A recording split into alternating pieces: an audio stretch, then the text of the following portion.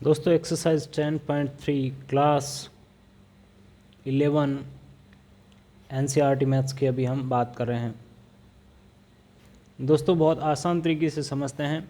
यहाँ पर इसके दोस्तों जो आपको बेसिक फॉर्मूले दे रखे हैं वो सारे याद होने चाहिए। यदि आपको फॉर्मूले याद है तो ये आप चुटकी में सोल्व कर देंगे।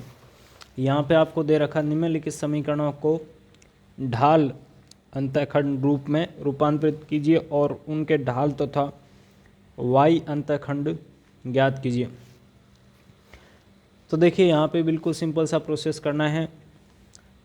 ढाल अंतःखंड रूप का मतलब यह है कि आपको y बराबर mx प्लस c के रूप में लिखना है। ठीक है, यह आपको एक छोटा सा काम करना है। तो यहाँ पे इसको मैं क्या लिख सकता हूँ, आपका समीकरण x प्लस 7y बराबर 0 दे रखा है। मैं x को उस साइड लेके चला जाता हूँ तो 7y बराबर माइनस एक्स आ गया। बोथ साइड 7 से डिवाइड किया तो y बराबर कितना आ गया, -1/7 x। और इसके साथ में दोस्तों प्लस 0 लिख सकता हूँ। तो यहाँ पे हम लिख सकते हैं इसका ढाल जो दोस्तों x के साथ आया हुआ है कितना है, -1/7। और आपका y अंतःखंड बराबर कितना है, 0। तो यदि दोस्तों आपका बेसिक क्लियर है तो इस टाइप के एक्सरसाइज को आप यूँ चुटकी बजाने से पहले सोल्व कर लेंगे। यहाँ पे देखिए आपको दे रखा है 6x प्लस 3y माइनस 5 बराबर 0। मैं यहाँ पे एक छोटा सा काम करता हूँ। देखिए मुझे क्या चाहिए, y इक्वल टू चाहिए। तो बाकी जो भी है y के अलावा सबको दूसरी साइड ट्रांसफ़र कर देता हूँ। तो देखिए ये 5 यहाँ पे माइनस का है, इसको दूसरी साइड भेजा तो प्लस का हो गया। 6x यहाँ पे प्लस का है, इसको दूसरी साइड भेजा तो माइनस का हो गया। यहाँ पे आपके पास क्या बचा, 3y। बोथ साइड दोस्तों मैंने 3 का डिवाइड कर दिया तो यहाँ 3/3 कितना हो जाएगा, 1। या ऐसे समझ लो 3 से 3 कैंसिल आउट हो जाएगा। यहाँ पे 3 का इसमें डिवाइड और 3 का दोस्तों आपका इसमें डिवाइड। 3 से 6 आपका कितनी बार कैंसिल आउट होता है, 2 टाइम कैंसिल आउट होता है। तो लिख देंगे हम अंतः ढाल क्या है दोस्तों, जो x के गुणा में आया है कितना है, -2। और y अंतःखंड यहाँ जो आपका अकेला आया हुआ है कितना है, 5/3। ओके, इस प्रकार से सोल्व हो गया। जो 3 नंबर दे रखा है वो दोस्तों आपको कितना दे रखा है, y बराबर 0। तो इसको दोस्तों मैं क्या लिख सकता हूँ, y बराबर 0 गुणा x प्लस 0 लिख सकता हूँ। तो यहाँ पे आपका ढाल कितना आ गया, 0। और y अंतःखंड भी कितना है, बराबर 0। तो इस प्रकार से आपका दोस्तों क्वेश्चन नंबर 1 का कंप्लीट सॉल्यूशन हो गया। अब बात करेंगे क्वेश्चन नंबर 2 की। इसने दे रखा निम्नलिखित समीकरणों को अंतःखंड रूप में रूपांतरित कीजिए और x पर इनके द्वारा काटे गए अंतःखंड ज्ञात कीजिए। देखिए वो कौन सा था, ढाल अंतःखंड था। ये आपका केवल कौन सा है, अंतःखंड रूप है। तो देखिए आपको यदि बेसिक पूरा एकदम अच्छे से पता है तो इन क्वेश्चन को मैंने आपको अभी बोला था, आप क्या करेंगे, चुटकी में सोल्व कर देंगे। आपका अंतःखंड रूप कैसा होता है दोस्तों, यहाँ साइड में मैं आपको बताता जाऊँगा। ये आपका x एक्सिस है, ये y एक्सिस है, यहाँ a अंतःखंड है, यहाँ b अंतःखंड है। तो x/a plus y/b equal to 1। ये आपका क्या कहलाता है दोस्तों, अंतःखंड रूप कहलाता है। तो यहाँ पे मैं क्या लिखता हूँ, समीकरण 1 से शुरुआत करता हूँ। 3x प्लस 2y दे रखा है, -12 इक्वल टू 0 दे रखा है। 3x प्लस 2y, इस 12 को मैं इस साइड लेके आ गया। अब इसके दोनों साइड जब मैंने 12 का डिवाइड किया तो यहाँ 12/12 कितना हो गया, 1। यहाँ क्या आ गया, देखो कितना आपका 6 टाइम कैंसिल होता है, 3 से कितना, ये 4 टाइम कैंसिल आउट होता है, यानी x/4 आ गया यहाँ पे y बराबर कितना, y/6 इक्वल टू कितना चल रहा है, 1 चल रहा है। अब हमें यहाँ पे क्या ज्ञात करना है, xo पर इनके द्वारा काटे गए अंतःखंड। तो यहाँ पे लिख देंगे हम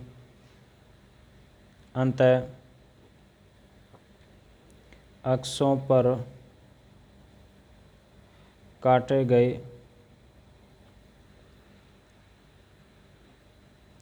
अंतःखंड। देखिए मैंने आपको बताने की कोशिश की है, यहाँ पर जो आपका ए और बी है वो क्या कहलाते हैं, अंतःखंड कहलाते हैं। तो यहाँ कितना है आपका 4 और 6, ठीक है, वह लिख दें तो सही रहेगा। ओके, तो इस प्रकार से ये आपका सोल्व हो गया। अब इसी क्वेश्चन का जो आपका सेकंड भाग दे रखा है, इसमें भी देखिए 3 भाग करने हैं। सेकंड भाग करेंगे, उसके बाद थर्ड भाग करेंगे। सेकंड भाग में हमें क्या मिला है उसको ध्यान से देखता हूँ। देखिए सेकंड भाग में आपको दे रखा है दोस्तों यहाँ पर 4x - 3y = 0। दोनों साइडों में मैंने यहाँ पे 6 का डिवाइड किया, तो 4x/6 यहाँ 3y/6 इक्वल टू कितना आ गया, 1 आ गया।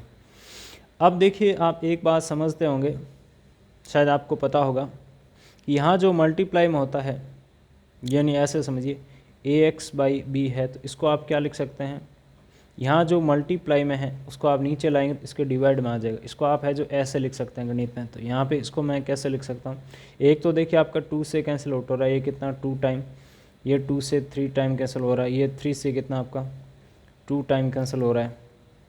और अंतःखंड रूप में देखिए यहाँ पे बीच में आपका चिन्ह किसका आता है, प्लस का आता है। तो हम ये जो माइनस चिन्ह है इसको भी हम नीचे ले आएंगे, यानी इसको ऐसे लिखेंगे, इसको ध्यान से देखना।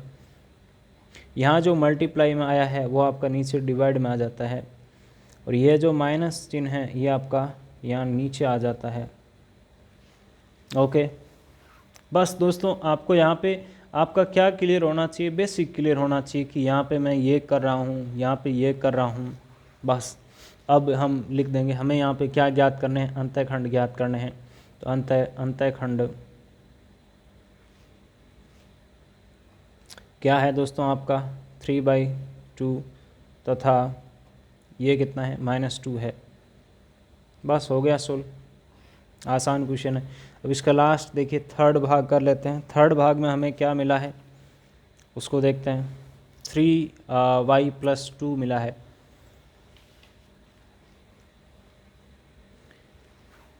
तो यह दोस्तों आपका किससे सोल्व होगा, 3y+2 = 0 मिला है। दोबारा दिखा देता हूँ, देखिए 3y+2 = 0 मिला है। तो यहाँ पे ये किससे सोल्व हो जाएगा, जो अभी हमने जिस तरीके से पहला अपना क्वेश्चन सोल्व किया था ना उससे सोल्व हो जाएगा। या 1 मिनट, इसको हम ऐसे सोल्व कर सकते हैं। हाँ, इसी से सोल्व करना है तो हम इसको ऐसे सोल्व करेंगे। देखिए क्योंकि यहाँ पर हम क्या नहीं कर सकते हैं, अंतःखंड दे रखा है तो उसको अंतःखंड के हिसाब से डील करना पड़ेगा। हम उसको ढाल अंतःखंड के रूप में डील नहीं कर सकते हैं। ओके, तो यहाँ पे इसको मैं ऐसे लिख सकता हूँ, इसको मैं इस साइड लेके आया तो ये माइनस का हो गया, ये इस साइड मल्टीप्लाई में इसको इस साइड ले आया तो डिवाइड में आ गया, यानी 3y बराबर कितना -2। दोनों साइड 3 का डिवाइड किया तो इस फॉर्म में कन्वर्ट हो गया।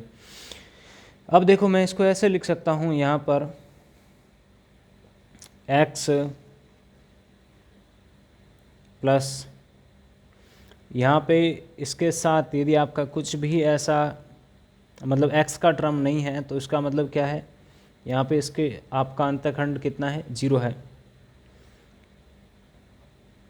और यहाँ पे इक्वल टू में हमें कितना चाहिए दोस्तों, 1 चाहिए। तो इसके दोनों साइड हम किसका डिवाइड करेंगे, 2/3 का डिवाइड करेंगे। यहाँ इसके नीचे 0 में किसी भी संख्या का डिवाइड करेंगे तो ये आपका 0 ही आएगा।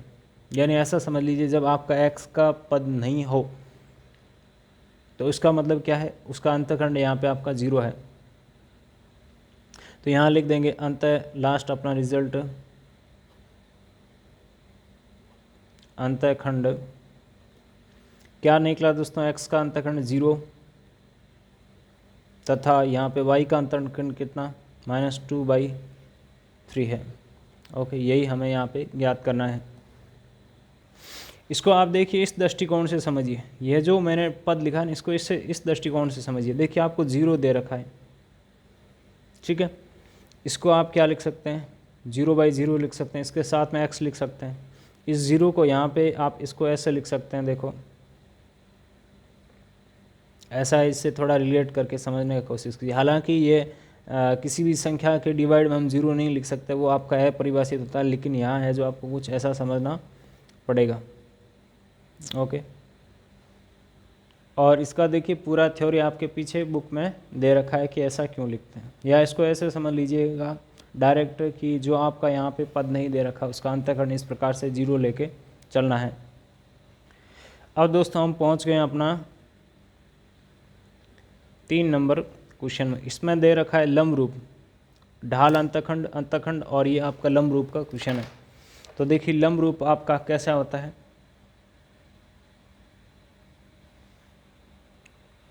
लंब रूप होता है दोस्तों आपका x cos omega plus y sin omega equal to p, इस फॉर्म का होता है। लंब रूप कैसे यूज़ किया जाता है, देखिए आपका ऐसे यूज़ किया जाता है, यहाँ से लंब डाला हुआ है जो क्या है आपका ओमेगा कोण बना रहा है x एक्सिस के साथ, और यहाँ पे लंबवत दूरी आपकी p है। तो यहाँ पर इसी के साथ क्या है, उनकी मूल बिंदु से लंबिक दूरी है, यानी ये आप p का मान ज्ञात करना है, तथा लंब और धन x के बीच का कोण यानी ये ओमेगा का मान ज्ञात करना है, ऐसा समझिए। क्वेश्चन नंबर 1 की बात करेंगे।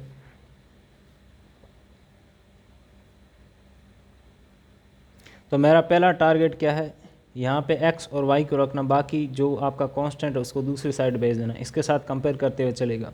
इसलिए मैंने आपको पहले ही बोला कि आपका बेसिक यदि है, यानी बेसिक जो फॉर्मूले याद है, तो आपका यहाँ पे सब कुछ अच्छा हो जाएगा। तो या करके लिखूँगा मैं इसको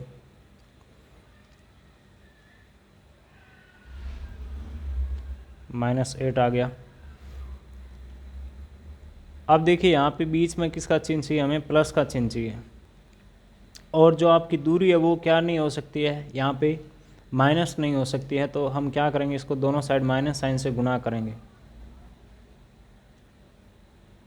हालांकि ये प्लस चिन्ह होना ज़रूरी नहीं है दोस्तों, ओके, लेकिन आपको डिस्टेंस को क्या लेकर चलना पड़ेगा, पॉजिटिव लेकर चलना पड़ेगा। अब उसके बाद देखिए आपको क्या करना है, यहाँ x के गुणा में आपका क्या आ रहा है, देखिए संख्यात्मक रूप देखिए 1 आ रहा है, इसका स्क्वायर, यहाँ इसके गुणा में क्या आ रहा है √3 का स्क्वायर, इनका √ लेना है, बराबर कितना आएगा, √3 का स्क्वायर कितना 3, √4 बराबर कितना 2 आ गया, से भाग देने पर। ओके, ये ध्यान रखें। तो यहाँ पे हमने 2 का डिवाइड किया बोथ साइड, तो यहाँ -1/2 x आ गया, यहाँ √3/2 y आ गया, यहाँ 8/2 आ गया, यानी -1/2 x plus √3/2 y equal to आपका 4। 2 का डिवाइड करेंगे कितना आ गया, 4 आ गया। तो अब दोस्तों हम जानते हैं कि यहाँ पे साइन और इनका वैल्यू कैसे निकालेंगे, इसके साथ कंपेयर कीजिएगा। तो यहाँ आपका कोस ओमेगा बराबर कितना आ गया है, -1/2 आ गया है, और साइन ओमेगा बराबर √3/2 आ गया है। अब दोस्तों मैं जानता हूँ कि साइन, या ऐसे समझ लीजिए कोस, यहाँ पे माइनस साइन प्लस है, तो आपका कौन से चतुर्थांश में, सेकंड चतुर्थांश में, सेकंड चतुर्थांश में पाई माइनस थीटा से हम अपना कोण को लिखते। तो यहाँ थीटा की वैल्यू कैसे निकालेंगे, देखिए साइन आपका जो 30 डिग्री होता है उसका वैल्यू कितना होता है, सॉरी जो 60 डिग्री होता है उसका वैल्यू होता है √3/2, यानी थीटा की जगह यहाँ पे 60 डिग्री लेना है। यानी आप ऐसे समझिए कोस 180, पाई का वैल्यू कितना होता है 180 -60 बराबर कितना आएगा, कोस आपका 120 डिग्री। कोस 120 डिग्री का वैल्यू कितना होता है, -1/2 होता है। तो आपका यहाँ पे कोस ओमेगा बराबर यदि ये चीज़ आपको समझ नहीं आई तो दोस्तों अपना त्रिकोणमिति का चैप्टर जाके पढ़िए। ओमेगा बराबर कितना आ गया, 120 डिग्री आ गया। ठीक है, तो यहाँ लिख देंगे हम ऐसा, यहाँ कोस 120 डिग्री बराबर कितना होता है, -1/2 होता है। और साइन देखिए ओमेगा सेम है दोनों में, तो साइन 120 डिग्री के लिए √3/2 वैल्यू होता है। तो हमें यहाँ पे ज्ञात क्या करना था दोस्तों, मूल बिंदु से लंबिक दूरियां तथा लंब तथा धन अक्ष के बीच का कोण। तो यहाँ पे लिख देंगे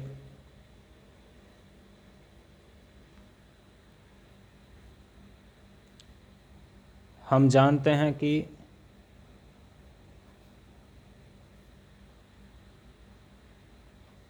लंब रूप समीकरण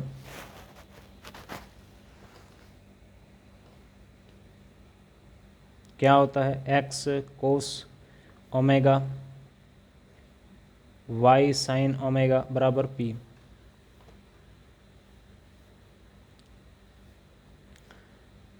या इसको देखिए यहाँ पे हम अरेंज करके ऐसा लिख सकते हैं, -1/2 की जगह कितना, कोस 120 डिग्री, इसकी जगह कितना, साइन 120 डिग्री, और y इसको मैंने इक्वेशन 1 दे दिया, इसको इक्वेशन 2 दे दिया। यहाँ लिख सकते हैं समीकरण 1 व 2 से ओमेगा बराबर कितना आ गया, 120 डिग्री आ गया, और p बराबर कितना, 4 आ गया। तो ये आपका जो ओमेगा आया है, ये आपका यहाँ पर क्या है, x अक्ष के साथ कोण, या x अक्ष की धन दिशा के साथ कोण, और ये आपकी दोस्तों यहाँ पर लंबवत दूरी है। ओके, तो दोस्तों इस प्रकार से है जो इन क्वेश्चन को सोल्व करना है। तो अब जो इसके आपके 2 क्वेश्चन बचे हुए हैं, क्वेश्चन नंबर 3 के, वो आप खुद को मैं करने को दे रहा हूँ। तो आज के दोस्तों इस वीडियो में हम इतना ही करेंगे, बाकी हम अपने नेक्स्ट वीडियो में क्वेश्चन नंबर 4 से आगे का सोल्यूशन देखेंगे। Thank you.